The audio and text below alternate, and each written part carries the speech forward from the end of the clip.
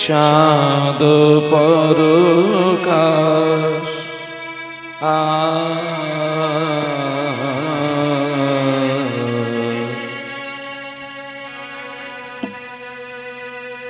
গোরার বদন চাঁদ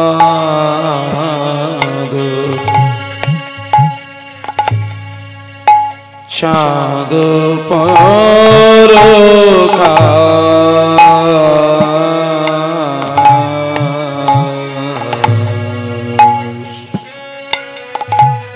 গোরার চাঁদ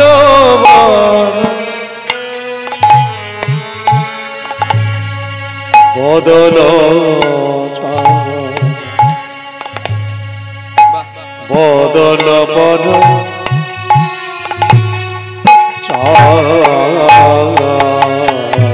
গোরার বদল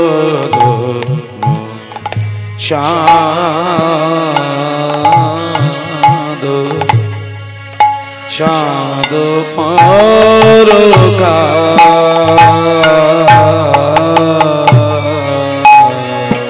গোরার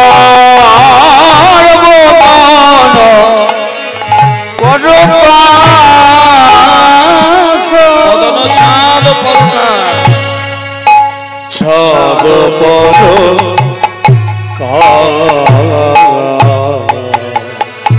উদয় হলো রে উদয় হলো রে বলে আমার গোরার বদন চাঁদে উদয় হলো রে আমার গোরার বদন চাঁদে উদয় হলো রে আমার গোরার বদন চাঁদে উদয় হলো রে ওই সচি গর্ভ সিন্ধু মাঝে চাঁদে উদয় হলো রে ওই সচি গর্ভ সিন্ধু মাঝে উদয় হলো রে সচি সিন্ধু গর্ভ মাঝে উদয় হলো রে সেদিন উদয় হলো রে উদয় হলো রে সিন্ধু মাঝে চাঁদের উদয় হলো রে সচে গর্ভ সিন্ধু মাঝে উদয় হলো রে সেদিন উদয় হলো রে উদয় হলো রে বলি আমার গোরার বদনে চাঁদের উদয় হলো আমার গোরার বদনে চাঁদের উদয় হলো বলি আমার গোরার বদন চাঁদের উদয় হলো রে আমার গোরার বদন চাঁদের উদয় হলো রে ওই সচিগণ সিন্ধু মাঝে চাঁদের উদয় হলো রে ওই সচিগণ সিন্ধু মাঝে উদয় হলো রে বলি আমার গোরার বদন চাঁদের যাই রে চাঁদের বলি হারি আমার গোরার বদন চাঁদের বলি হারি আমার গোরার বদন চাঁদের বলি হারি আমার গোরার বদন চাঁদের বলি হারি আমার গোরার বদন চাঁদের বলি হারি আমার গোরার বদন চাঁদের উদয় হলো রে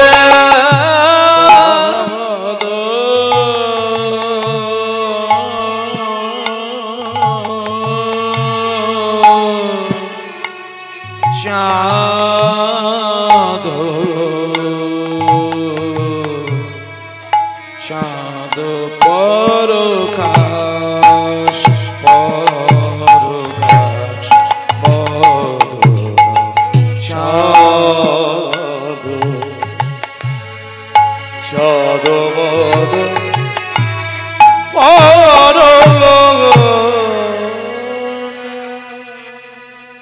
ত্রিনাদ পিছুনিছেন তরোরি বসহেশন না অমানে নমন দেন কীর্তন সদা হরি সদা হরি কীর্তন সদা হরি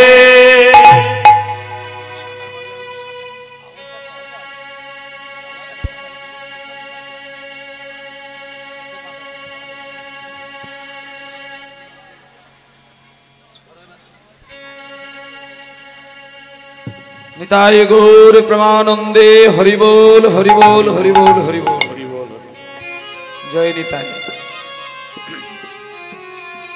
মায়েরা আর কথা না, এটা রিভাবটা একটু কম, হালকা হালকা কম। আস্তে বাবা, সামনে ক্যাচর ক্যাচর করলে হবে না। বাচ্চারা সামনে কথা বলবে না, কথা বলবে না। জয় নিতাই। নিতাই গৌর হরিবোল গৌর হরিবোল গৌর হরিবোল হরিবোল হরিবোল। সমবেত সকল গৌর অনুরাগী, কৃষ্ণ অনুরাগী, আবার ড্রাই হয়ে গেল, সকল ভক্তবৃন্দের চরণে আমার কোটি কোটি ধন্যবাদ প্রণাম। হ্যালো, মাইকটা ঠিক করো, সাউন্ড ঠিক করো, সাউন্ড একবারে বাজে লাগছে, সাউন্ডটা ঠিক করো, একটু বাড়াও আর রিভাবটা দিয়ে রাখো। রিভাবটা একবারে শূন্য হয়ে গেল, কান রাখো, একটু কান রাখো। জয় নিতাই। হরি বল। ত্রিনাদপি শুনিচেন তরৌরিব সহিষ্ণুনা অমানিনা মানদেন কীর্তনীয় সদা হরি। হরি বল হরি বল। মায়েরা, এই যে চৈতন্য মহাপ্রভুর কীর্তন গানের যে একটা প্রচার কিংবা প্রসার, সামনের বাচ্চাগুলোকে, কমিটির ভাইদেরকে অনুরোধ করছি, বাচ্চাগুলোকে একটু কথা বলা বন্ধ করতে হবে। সামনে কথা বললে কীর্তন গাওয়া মুশকিল, সামনের বাচ্চাদের কথা বন্ধ করুন। জয় নিতাই। চৈতন্য মহাপ্রভু তিনি অবতারের সার, শ্রেষ্ঠ অবতার।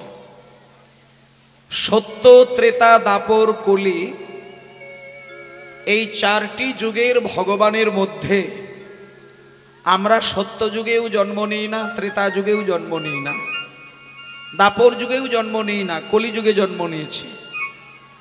একটু আসতে বাজাবে।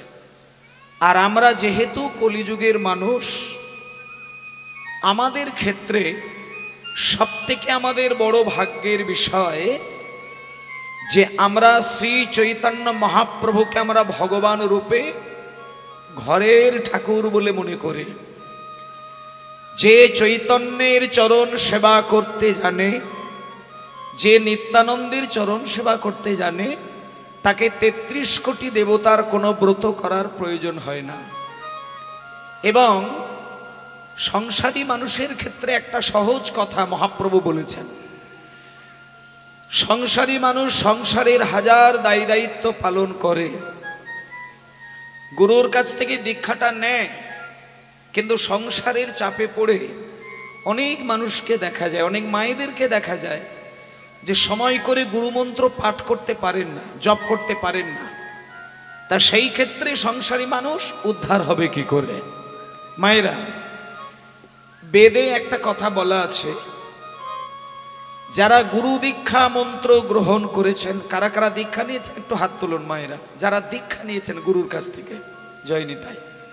বেশ, গুরুর দীক্ষা মন্ত্র যখন নিয়েছেন, একাধারে বলা যায় যে ভগবানের নিজস্ব শক্তি, যেটা দুটো শক্তির মিলিত শক্তি, মন্ত্ররূপে আমাদের কাছে গুরু পরম্পরায় এসেছে। তা এক নম্বর কথা হচ্ছে, যখন স্বয়ং মা সরস্বতী দেবী, যিনি বিদ্যার দেবী এবং বুদ্ধির দেবী, যারা বিদ্যা অর্জন করার জন্য নিজেকে ব্যাকুল হয়ে ভগবানের কাছে কাঁদেন, আস্তে আস্তে আস্তে কথাগুলো শুনুন মায়েরা, কথাগুলো শুনুন। যারা বসে গিয়েছেন তারা কথাগুলো শুনবেন, আর যারা বসছেন তারা ধীরে ধীরে বসবেন। কিন্তু যারা ইতিমধ্যে বসে গেছেন তাদের আমি চরণে মাথা রেখে অনুরোধ করছি, একটু কথা বলা বন্ধ করে দেন। কীর্তন গানের কিছু নিয়ম আছে, সেই নিয়মের মধ্যে চলতে হবে, নচেত কীর্তন গানে পুণ্য করার থেকে পাপের সঞ্চয় বেশি হয়। আপনি ধামাকার আসরে গিয়ে হই হই করেন, যাই করেন, সেখানে অপরাধ ক্ষয় হয় না আর অপরাধ সঞ্চয় হয় না। কিন্তু হরিবাসরে বসে কেউ যদি স্বর্গের মাঝখানে নরক সৃষ্টি করে, তার জীবনের মধ্যেই সে নরক তৈরি করে। এটা নরকের মধ্যে স্বর্গ তৈরি করার একটা ক্ষেত্র। আর আমি যদি আসনে বসে কোনো আনচিন্তা করি, তাহলে জানতে হবে আমি স্বর্গের মধ্যে নিজ দায়িত্বে নরক সৃষ্টি করলাম। তাই জন্য একটা অনুরোধ করছি, কথা যখন বলবেন বাসরের বাইরে গিয়ে কথা বলবেন, কারণ এটা একটা পবিত্র জায়গা। এটা হচ্ছে হরিবাসর। হরি যুক্ত বাস যুক্ত ওর। মায়েরা, হরি একটা শব্দ, বাস একটি শব্দ, আর ওর একটি শব্দ। হরি মানে হচ্ছেন যিনি স্রষ্টা, যিনি ভগবান। আর বাস মানে যেখানে তিনি বসবাস করেন। এবং কোথায় বসবাস করেন না, ওর। তিনটে শব্দ আছে, হরি, বাস, ওর। হরি মানে ভগবান, বাস মানে তিনি বসবাস করেন, আর ওর মানে হচ্ছে একটা সীমা ক্ষেত্রের মধ্যে। বলছে যে সীমা রেখার মধ্যে, যে গণ্ডির মধ্যে ভগবান শ্রীকৃষ্ণ সদা সর্বদাই নিজ দায়িত্বে বিরাজ করেন, সেই জায়গাটির নাম হলো হরিবাসর। তাই জন্য ভক্তমণ্ডলী, মায়েরা, বাবারা, সবাইকে একটা কথা বলি, হরিবাসরে যখন বসার মতন কপাল তৈরি করেছেন, তাহলে আপনাদের অবশ্যই যেভাবে চলা উচিত সেটা করুন। হরিবাসরে বসে কোনো রকম বাইরের কথা বলা উচিত নয়। না কীর্তনিয়া বলবে, না যারা শ্রবণ করবেন তারা বলবেন। তা যাই হোক, এইবার যে কথাটা বলছিলাম, গুরু মন্ত্র যখন আপনারা শুনেছেন গুরুর মুখ থেকে, যারা কৃষ্ণ মন্ত্রে দীক্ষিত আছেন তাদের জন্য একটা কথা বলবো। কৃষ্ণ মন্ত্রে দীক্ষিত ব্যক্তি মানেই আপনি দেখবেন কয়ে লয়ে দীর্ঘি চন্দ্রবিন্দু পুরস্কার, এই যে পাঁচটা বর্ণের মিলিত একটি বর্ণ, এটা কিন্তু আপনার দীক্ষা মন্ত্রের মধ্যে অবশ্যই আছে। আছেই আছে, যারা কৃষ্ণ মন্ত্রে দীক্ষিত তাদের অবশ্যই আছে। কয়ে লয়ে দীর্ঘি চন্দ্রবিন্দু অনুষ্কার, এই যে পাঁচটা বর্ণ একসঙ্গে তৈরি করে জুড়ে দিয়ে মানুষের কাছে মন্ত্ররূপে পাঠিয়ে দিয়েছেন আস্তে গুরু পরম্পরায়, এটাকে বলা হচ্ছে কামবীজ মন্ত্র। এই কামবীজ মন্ত্র আজকে আমরা গুরুর কাছ থেকে পেয়েছি, আমাদের জন্মের ভাগ্য ভালো। এইবার আমি বলবো কামবীজ মন্ত্র কোথা থেকে তৈরি হয়েছিল। আজকে যখন আপনারা রাস শ্রবণ করবেন, কীর্তন গানের সর্বশেষে যখন রাসলীলা হবে, সেইখানে দেখবেন কীর্তনিয়া গান গাইবে, মুরলীর গান পঞ্চমতান। মানে ভগবান কৃষ্ণ হাতে একটা বাঁশি ধরেছিলেন, যে বাঁশির সুরে জগতের মানুষকে পাগল করেছিলেন। তা সেই বাঁশি বাজানোর সময় কৃষ্ণের বাঁশি থেকে পাঁচটা সুর বেরিয়ে এসেছিল, যেটাকে বলা হয় পঞ্চাক্ষরীয় বীজ মন্ত্র, যেটা মা সরস্বতী 10,000 বছর ধরে তপস্যা করার পরে ভগবান কৃষ্ণের হাতে চড়েছিলেন। ওমা, এখন না, এখন না, এখন নয়, পরে পরে পরে পরে পরে অনেকটাই পরে, এখন নয়। ভগবান শ্রীকৃষ্ণ শ্রীমতী রাধা রানীর সাথে প্রেম লীলা করেছিলেন, এবং এটা স্বয়ং মা সরস্বতীর কানে যেদিন গেল, সেই দিন মা সরস্বতী একটি আক্ষেপ প্রকাশ করলেন, যে সরস্বতী মনে মনে চিন্তা করলেন, রাধারানী কৃষ্ণের অধরামৃতের স্বাদ পেয়েছেন, আর আমি বিদ্যার দেবী বুদ্ধির দেবী হয়ে আমি এখনো পর্যন্ত প্রাণ কৃষ্ণের কাছে যেতে পারি না, আর কৃষ্ণের অধরামৃত আস্বাদন করতে পারি না। অধরামৃত কাকে বলে? অধর মানে হচ্ছে ঠোঁট, আর অমৃত মানে হচ্ছে চুম্বন। যেমন কোনো সন্তান মায়ের কোলে বসে যখন মা তাকে আদর করে, তখন দেখবেন মা সন্তানের মুখে চুম্বন দেয়। ভালো করে এই জায়গাগুলো একটু ধ্যান দিয়ে উপলব্ধি করবেন মায়েরা। যখন মা তার নিজের সৃষ্টি করা সন্তান, তার পেটের মধ্যে জন্ম দেওয়া সন্তান, নাড়ি কেটে যখন তাকে জন্ম দিয়ে পৃথিবীর আলো দেখায়, সেই ছেলেটা যখন একটু একটু করে বড় হয়, মায়ের বুকে চড়ে দুগ্ধ পান করেন, তখন মা ছেলেকে বুকে জড়িয়ে ধরে তার ঠোঁটে ঠোঁট রেখে আদর দেয়। এই যে একটা বাৎসল্য প্রীতি, পিতার সঙ্গে পুত্রের যে একটা বাৎসল্য মায়া বন্ধন, মায়ের সঙ্গে সন্তানের যে একটা মিষ্টি মায়ার বন্ধন, এই মায়া বন্ধনের মধ্যে পিতার সঙ্গে পুত্র কি মায়ের সঙ্গে পুত্র বা কন্যা যে একটা মিষ্টি প্রেম বাৎসল্য ভালোবাসা, সেই ভালোবাসার টানে যে একে অপরের চুম্বন, এটাকে বলা হচ্ছে অমৃত, অধরামৃত। এইবার মায়েরা, রাধারানী হচ্ছেন কৃষ্ণের বাম অঙ্গ থেকে সৃষ্টি, আর রাধার সঙ্গে শ্রীকৃষ্ণের যে প্রেম লীলাটা হয়েছিল সেটা হচ্ছে মধুর রসের লীলা। সেই মধুর রসের লীলা সাধন করার জন্য রাধারানী কৃষ্ণের ঠোঁটে চুম্বন দিয়েছিলেন, যেটাকে বলছে কৃষ্ণের অধর অমৃত পান করেছিলেন। এবার এক এক করে কথাগুলো, তত্ত্বগুলো একটু উপলব্ধি করবেন। যখন রাধারানী কৃষ্ণের অধরামৃত পান করলেন, এই সংবাদ যখন সরস্বতীর কাছে গেল, সেই সরস্বতী মনে মনে একটা দুঃখ প্রকাশ করলেন। কি দুঃখ? এই জায়গাটা শোনে।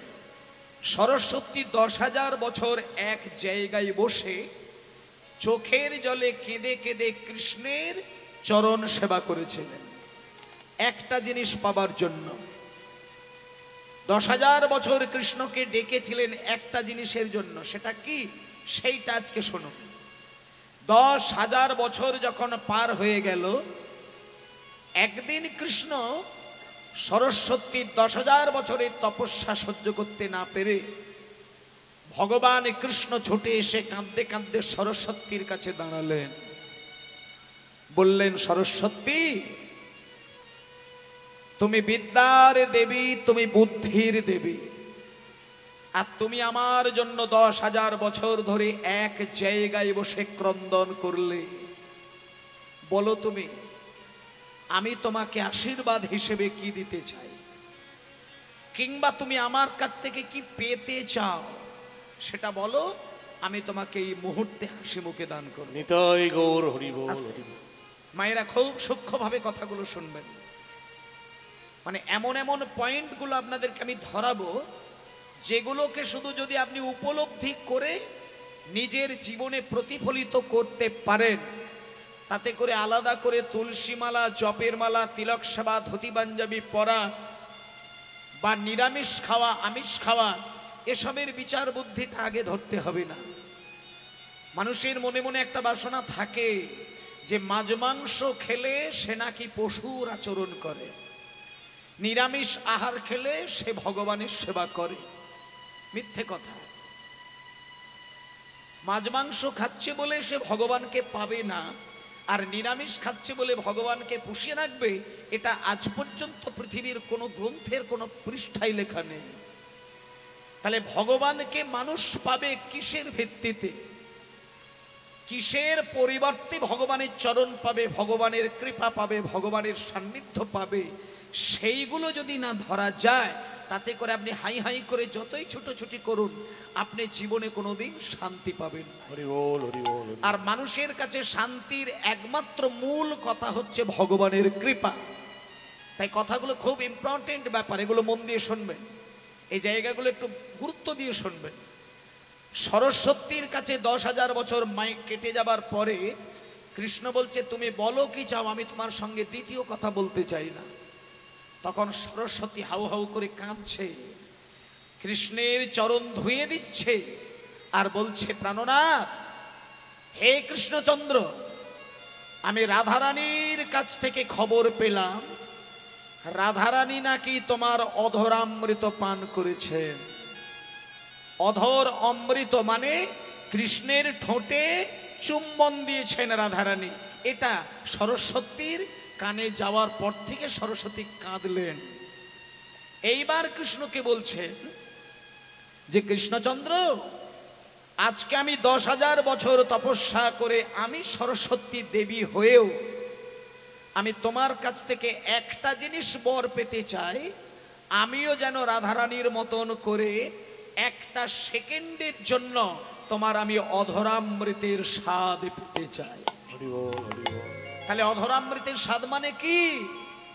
তার মানে সরস্বতী কৃষ্ণকে চুম্বন দেবেন, এটা সরস্বতীর একটা মনের ইচ্ছা।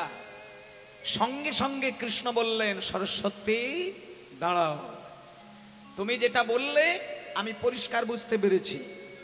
এইবার আমি তোমাকে একটা কথা বলি, তোমাকে যদি আমি এই মুহূর্তে আমার ঠোঁটের চুম্বনটা দান করি, এ কথা বৃন্দাবনে চাপা থাকবে না। এটা কেউ না কেউ রাধারানীর কানে তুলে দেবে, আর রাধারানী আমার উপরে তীব্র অভিমানে পড়ে যাবে। আমি চাই না যে এই সংবাদ রাধারানীর কানে গিয়ে রাধারানী ব্যাকুল হয়ে আছাড় খেয়ে কাঁদুক।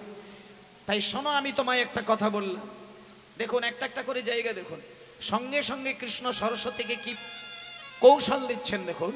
বলছে, শোনো সরস্বতী, তোমাকে সরাসরি আমার অধরামৃত পান করতে হবে না, আমি তোমাকে বর দান করলাম। বৃহস্পতি যেদিন যজ্ঞ করবে, সেই যজ্ঞের মাঝখান থেকে একটা বাঁশ তৈরি হবে, যে বাঁশের 25টি পর্ব হবে। সেই 25 পর্ব বাঁশ দিয়ে 9 পর্ব দিয়ে শিবের ধনুক তৈরি হবে, 7 পর্ব দিয়ে রামের ধনুক তৈরি হবে, 5 পর্ব দিয়ে অর্জুনের ধনুক তৈরি হবে। দাঁড়াও, এই কথাগুলো একটু শুনবেন ভালো করে। টোটাল 25টা পর্ব বাঁশ, একটা বাঁশ উঠবে যার দৈর্ঘ্যটা 25 পর্ব। 9 পর্ব দিয়ে বিষ্ণুর ধনুক, 7 পর্ব দিয়ে শিবের ধনুক, 5 পর্ব দিয়ে রামের ধনুক, আর 3 পর্ব দিয়ে অর্জুনের ধনুক তৈরি করা হবে। তাহলে 9, 7, 5, 3 টোটাল এক করলে দেখা যাচ্ছে 24টা পর্ব মাইনাস হয়ে গেল। তাহলে পড়ে থাকলো মাত্র একটি পর্ব। সেই একটা পর্বকে কৃষ্ণ বলছে, যখন একটা পর্ব বাকি থাকবে ওটাকে আমি 3টে টুকরো করব, এবং 3টি টুকরো করে 3খানা আমি বাঁশি তৈরি করব। একটা বাঁশির নাম হবে বংশী, আরেকটা বাঁশির নাম হবে বেনু, আরেকটি বাঁশির নাম হবে মুরলী। তাহলে এইবার মায়েদেরকে বলি, যদি প্রশ্ন করা হয় কৃষ্ণের হাতে বাঁশি কটা থাকে, আপনারা বলবেন কৃষ্ণের হাতে বাঁশি 3টি থাকে। অনেকে জানে একটা, কৃষ্ণের হাতে 3টে বাঁশি থাকে, 3খানা বাঁশি। 3টে বাঁশির 3 রকমের নাম, একটার নাম হলো বেনু, একটার নাম হলো বংশী, আরেকটির নাম হলো মুরলী। এবারে ডেফিনেশনটা আপনাদের বুঝিয়ে দিই। এই 3টে বাঁশির মধ্যে কোন বাঁশির কি গঠন সেটা একটুখানি শুনবেন। বলছে 12 আঙুল লম্বা 9টি ছিদ্রযুক্ত বাঁশি যেটা, সেটার নাম হলো বংশী। 17 আঙুল লম্বা 8টি ছিদ্রযুক্ত বাঁশি, সেটার নাম হলো বেনু। আর 2 হাত লম্বা 4টি ছিদ্রযুক্ত বাঁশি, তাকে বলা হচ্ছে মুরলী। এটা মায়েদের মনে থাকবে কিনা জানি না, তবে আর একবার বলে দিচ্ছি, মনে থাকলে ভালো, আর না থাকলে আরো ভালো। তাহলে 12 আঙুল লম্বা 9টি ছিদ্রযুক্ত বাঁশি, তাকে বলা হচ্ছে বংশী। 17 আঙুল লম্বা 8টি ছিদ্রযুক্ত বাঁশি, তাকে বলা হলো বেনু। আর 2 হাত লম্বা 4টি ছিদ্রযুক্ত বাঁশি, তাকে বলা হচ্ছে মুরলী। এবার এই যে 3খানা বাঁশি, এ আদৌ কিন্তু কাঠের বাঁশি নয়, এ পূর্বজন্মে স্বয়ং মা সরস্বতী। তাই ভগবান কৃষ্ণের হাতে যে বাঁশিটা বাজে, ওটা আমরা ভাবি বোধহয় বাঁশি, কিন্তু ওটাই সরস্বতী দেবী। আজকে কৃষ্ণের কৃপা লাভ করে তার হাতে বংশী রূপ ধরেছেন। যখন সরস্বতী মনে করে যে আমি কৃষ্ণের মধু পান করব, কৃষ্ণের অধরের চুম্বন দেব, তখন বাঁশিটাকে কৃষ্ণ তার ঠোঁটে স্পর্শ করে আর ফু দেয়। লোকে ভাবে বাঁশি বাজাচ্ছে, কিন্তু সরস্বতী জানে আমি প্রাণ কৃষ্ণের অধরামৃত পান করি। নিতাই গৌর প্রেমানন্দে হরি বল, হরি বল, হরি বল। তাই আজকে সেই কৃষ্ণ, ও বাঁশি রে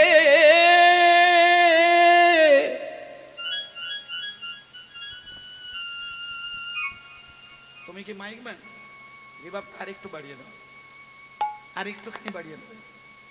হরে কালার বাঁশি রে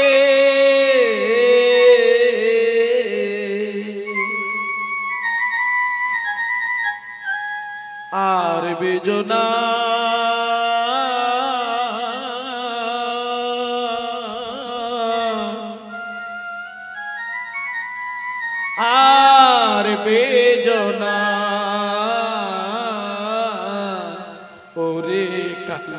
বাঁশি নিতাই গৌর বাঁশি হরি রে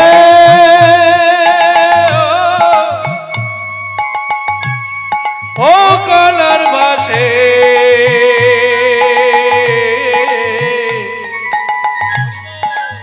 বাঁশি রে ও বাঁশি রে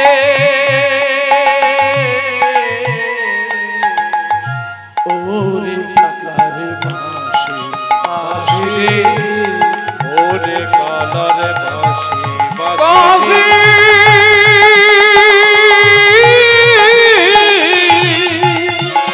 বাঁশি ও কালার বাঁশি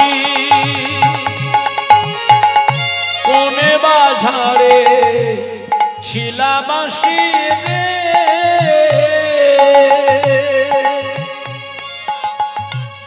কোনে বাজারে ছিলা বাঁশি রে আচ্ছা মায়েরা কথা বললে একটু কমিয়ে দেবে গানের সময় শুধু বাড়াবে জয় নিতাই আজকে এইখানে আপনাদের গ্রামে বাঁশের কোনো ঝাড় আছে কিনা জানি না তবে রাধারানীর মনের একটা তীব্র জ্বালা ছিল বারবার ললিতা বিশাখাকে বলতেন ওরে ললিতা ওরে বিশাখা ওই কালার হাতের বাঁশিটাই আমার যত জ্বালার একটা কারণ ওর সময় জ্ঞান থাকে না ও যখন তখন বাঁশিটা বাজিয়ে দেয় আর আমার মন প্রাণ টলে যায় এখানে কিন্তু একটা তত্ত্বের দিকে বলছে যে এখানে যে ভগবান কৃষ্ণ বাঁশি বাজাচ্ছেন এই বাঁশিটা শুধু রাধারানীর মন পাগল করার জন্য বাজায় না যেমন মায়েদের একটা কথা বলি এই জায়গায় এই গ্রামে এই মাটিতে গত বছরে হরিনাম হয়েছিল আবার এই বছর হচ্ছে আগামী বছর হবে বছর বছর হবে কিন্তু একটা সূক্ষ্ম চেতনা আপনাদের বলে দিই গত বছরে হরিনাম হয়েছিল এই মাটিতে আপনারা প্রত্যেকেই বসে হরিনাম শুনেছিলেন আর আজকে হচ্ছে আপনারাও শুনছেন একটা আপনাদের মনে করিয়ে দিই শুধু শুনে যান গত বছরে কীর্তন শোনার জন্য যে মায়েরা বাবারা ভাইয়েরা বোনেরা দাদু ঠাম্মারা এসেছিলেন আর এই বছরে আমি যাদেরকে দেখতে পাচ্ছি আমি বলবো না আপনারাই বিচার করে বলবেন গত বছরে যে মানুষ এই জায়গায় এই পাড়াই বলুন আর এই গ্রামেই বলুন যারা যারা এসেছিলেন আর আজকে যারা এসেছেন এদের মধ্যে কারোর কি নাম আসতে পারে না একজনের কো নাম আসতে পারে না যে মানুষটা গত বছরে কীর্তন শুনেছিলেন কিন্তু এই বছরে তিনি আমাদের মধ্যেই আর নেই আপনি খোঁজ নিয়ে দেখবেন একটা ব্যক্তির নাম হলেও আপনি পাবেন যিনি গত বছরে ছিলেন এই গ্রামে কিন্তু এই বছর তিনি আমাদের মধ্য থেকে জগৎ ছেড়ে তিনি গোবিন্দের চরণে চলে গেছেন হরি বল হরি বল এইবার মায়েদের বলি যাদের মরণ হয় যারা মৃত্যু শয্যায় শায়িত থাকেন আপনারা একটু তার মাথার সামনে দাঁড়িয়ে দেখবেন মরণের কিছুক্ষণ আগে দেখবেন সে ভুল বকতে থাকে চোখগুলো তার বড় বড় হয়ে যায় তার মধ্যে একটা বিভীষিকা সৃষ্টি হয় ভুল বকতে বকতে বকতে বকতে হঠাৎ দেখবেন মানুষ মারা যায় তাহলে এই যে মানুষ ভুল বকে এটা কেন যেদিন কারোর মরণ হয় তখন সে কাউকে দেখতে পায় না সে তখন গোবিন্দকে দেখতে পায় আর তার বাঁশির সুর শুনতে পায় হরি বল হরি বল আজকে আমি কীর্তন গাইতে এসেছি আর আপনারা শ্রবণের জন্য বসে আছেন আমি আপনাদেরকে একটা কথা বলে দেই আগামী বছরে হরিনাম হবে এই মা বাবার মধ্যে কে যে থাকবে আর কে থাকবে না এই গ্যারেন্টি কিন্তু কেউ দিয়ে যেতে পারবে না একটা বছরের মাঝখানে কার গোবিন্দের ডাক আসবে কেউ বলতে পারবে না মা কেউ বলতে পারবে না তাই রাধারানীর মনে এত তীব্র ব্যথা কেন না ভগবান কৃষ্ণ বাঁশিটা বাজাই বলেই রাধারানী সংসারে এক বিন্দু মন বসাতে পারেন না সে তখন গোবিন্দের টানে চলে যায় তাই গোবিন্দ যখন বাঁশি বাজাবে আমাদের নাম ধরে তখন আমরাও কিন্তু মায়ার সংসার ছেড়ে নীরবে চলে যাব গোবিন্দ চরণে জয় গৌর হরি বল তাই রাধারানী আজকে সেই বাঁশির সুর শুনতে পেয়ে রাধারানী বলছেন কোন